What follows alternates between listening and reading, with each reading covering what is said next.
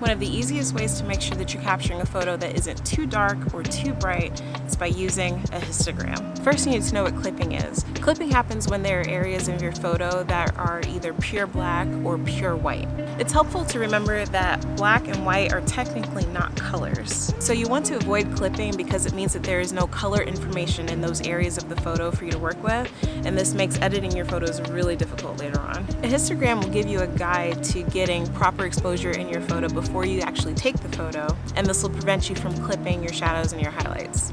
Tonal range is basically the range of brightness levels available in a photo. On a histogram, the tonal range is represented on the x-axis.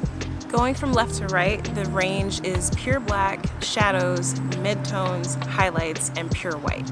The y-axis on the histogram represents pixel count. Altogether, the histogram gives a representation of how many pixels fall into each brightness level on your photo.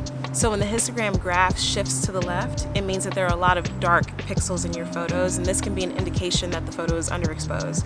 When it shifts to the right, it means that there are a lot of brighter pixels in the image, which can be an indicator that it might be overexposed. To pull up the histogram on your camera, go into live view mode and then hit the info button until the histogram appears on your LCD screen. Generally speaking, you want to shift the graph to the center to make sure that you're getting an evenly exposed photo, and you do this by adjusting aperture, shutter speed, and ISO. However, there are situations where you want a low-key or a high-key photo for creative reasons or to help tell a story with your photos.